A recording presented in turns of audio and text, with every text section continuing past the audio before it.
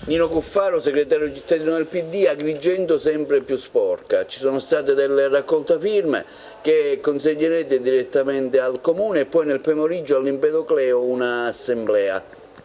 Sì, abbiamo deciso di affrontare con più impegno e decisione la questione della pulizia e del decoro della città. Agrigento purtroppo non è mai stata così sporca come nell'ultimo periodo e questo è paradossale perché siamo in un momento in cui dovremmo prepararci a gestire al meglio le iniziative che riguardano Agrigento Capitale della Cultura 2025. Domani noi consegneremo un documento al Comune in cui esaminiamo il problema e la gestione che è stata fatta in questi anni del servizio di pulizia e di igiene della città e chiederemo al sindaco di dare delle risposte su tutta una serie di aspetti che riteniamo assolutamente non chiari, sulla prestazione dei servizi da parte dell'impresa, sulla pulizia giornaliera che dovrebbe essere fatta e in molte zone invece non viene fatta, sull'uso delle spazzatrici meccaniche, sulla pulizia di ville e giardini e poi soprattutto per esempio nel capitolato è compreso anche il lavaggio delle strade, cosa che ad Agrigento non è mai successo. È prevista anche l'istituzione di 2 centri di raccolta per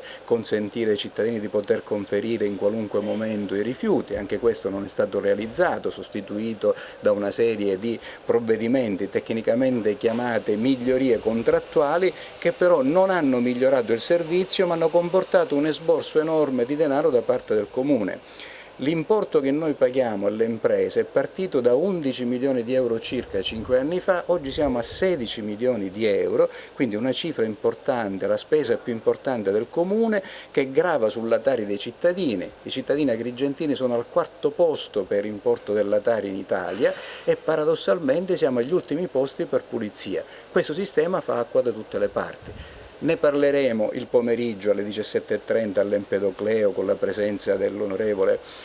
Giovanna Iacono, con Tommaso Castronovo che ci darà una visione per quel che riguarda il piano regionale dei rifiuti e poi parleremo della situazione di Agrigento, del capitolato, dei servizi che dovrebbero essere resi e di quello che non viene effettivamente poi svolto. Ci sarà con noi anche un intervento di Lia Rocco e concluderemo con un omaggio a Rosa Balistreri da parte di Antonio Zarcone, non a caso chiamato Briganti a Palermo.